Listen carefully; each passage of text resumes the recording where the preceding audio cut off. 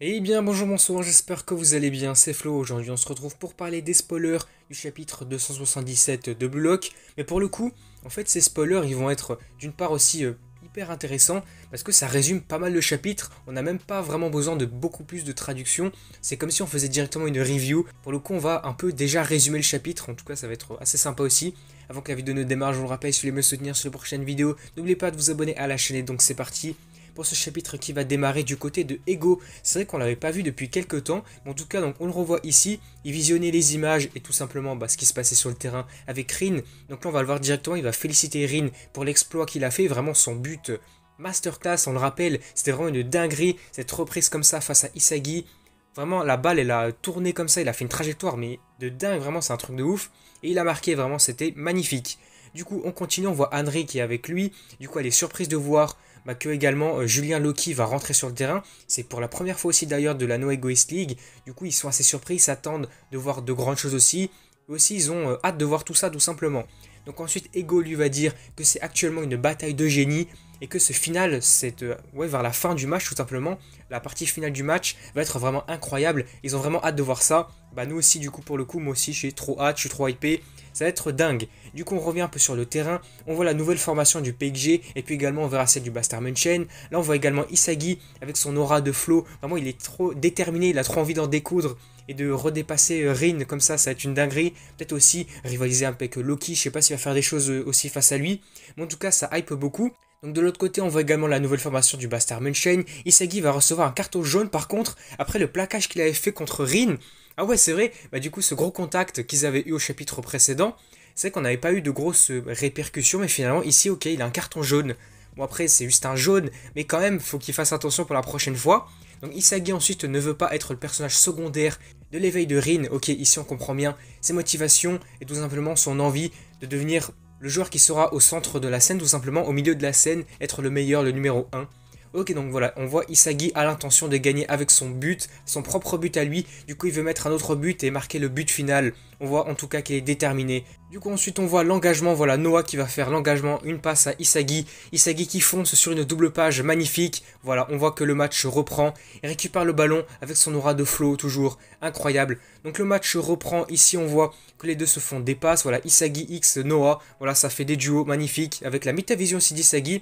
Voilà, c'est super cool. Donc ici, on voit que Isagi a l'intention de profiter des 3 minutes pour jouer avec Noah, étant le génie de l'adaptation. Du coup, je pense qu'ils pourront faire des choses hyper intéressantes à deux. C'est vraiment un duo qui peut faire de grosses dingueries, je pense, avec l'adaptation et d'Isagi, comme ça vient de le dire.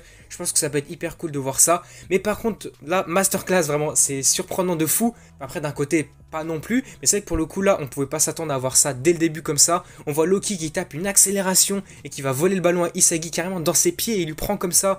Même lui, il l'a même pas vu venir. Donc là on le voit, Loki va dire ce jeu est beaucoup trop mignon, beaucoup trop lent peut-être pour lui. Donc voilà, il a pris le ballon comme ça en une seconde même pas. C'est une dinguerie. Donc les lents meurent en premier dans la loi de la nature. Ok, belle phrase on va dire de Loki, vraiment dinguerie. Du coup voilà, il continue, il rush tout le monde. Ah ouais carrément, avec un pas il passe donc Yori et puis Raichi. Vraiment grosse accélération avec lui aussi en état de flow avec les yeux noirs. Là, ensuite, on va avoir différentes réactions de différents joueurs qui sont vraiment choqués. Même Isagi se dit, mais qu'est-ce que c'est que ça? Comment il peut faire des accélérations de malade comme ça? Donc, on va voir ici Loki va faire une passe à quelqu'un. Et là, voilà, c'était Rin, évidemment. On va également avoir, du coup, du côté du PXG, un duo Rin et puis Loki. Je pense que ça peut être aussi cool de leur part de voir leur jeu tout simplement se développer. Donc voilà, il fait une passe à Rin, car Loki veut voir si Rin peut finir cette action à lui tout seul. Ah ouais, il est prêt à voir Rin peut-être refaire une dinguerie comme le chapitre précédent, peut-être masterclass future de Rin encore, on sait pas. Là c'est vrai qu'on est vraiment dans le flou, on sait pas ce qui pourrait se passer. Donc voilà, ce que Rin apprécie. Ah ok, lui il est content de voir que Loki place peut-être des espoirs en lui, qu'il voit un potentiel en lui, ouais c'est hyper cool.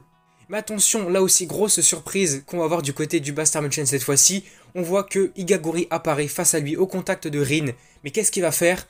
Je vous laisse réfléchir 2 secondes. Et oui, il va utiliser sa fameuse technique de fausse faute, on va dire ça, de simulation. Voilà, on voit qu'il apparaît au contact de Rin, il lui fonce dessus. Et puis franchement, je sais pas vraiment comment il arrive à gérer ça. Mais en tout cas, il arrive à simuler. Il va tomber par terre, vraiment s'éclater sur le sol.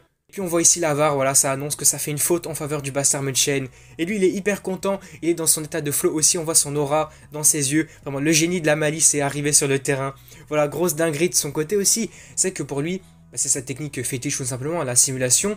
Mais c'est vrai que c'est peut-être pas trop fair play non plus parce que tu joues pas vraiment sur le potentiel du joueur, sur des actions hyper bonnes. C'est ouais de la simulation quoi. Mais en tout cas on va dire que bah il y a une faute en faveur du Bayern München et que donc peut-être que Isagi ou Noah vont faire des choses juste après. En tout cas peut-être que les vont relancer le match avec une action de leur part. En tout cas on verra ça au chapitre suivant parce que le chapitre va s'arrêter ici. Pour le moment on nous annonce qu'il n'y a pas de pause pour la semaine prochaine, du coup c'est hyper intéressant. On verra la suite la semaine prochaine. Et pour résumer globalement le chapitre aura été assez intéressant, qui nous aura montré eh bien, le début de cette partie finale du match PSG-Bayern München avec l'entrée de Noah, l'entrée de Loki. Et puis surtout, on aura aussi vu un petit aperçu des capacités de Loki. C'est vrai, ses capacités de vitesse incroyables, vraiment, c'est hyper fou de voir un joueur avec une vitesse comme ça. Pour le coup, même si on revient dans les débuts de Block, on voyait la vitesse de Shigiri, on se disait que c'était un truc de malade. Mais alors là, avec Loki, ça va encore beaucoup plus loin. Vraiment, c'est complètement fou. Du coup, voilà, je pense qu'on va s'arrêter ici pour cette vidéo. Globalement, ça aurait été assez intéressant. Je suis hyper hypé pour la suite, j'ai vraiment trop envie de voir le double duo. C'est-à-dire donc le duo du côté du PSG avec Loki et Rin, et puis du côté du Bayern München, donc Noah, et puis Isagi. Je pense que ça va être hyper cool de voir ça. Si la vidéo vous a plu, donc n'hésitez pas à liker, à commenter, à partager comme d'habitude, et puis surtout n'oubliez pas de vous abonner à la chaîne pour soutenir et suivre les prochaines vidéos, et du coup moi je vous dis à la prochaine.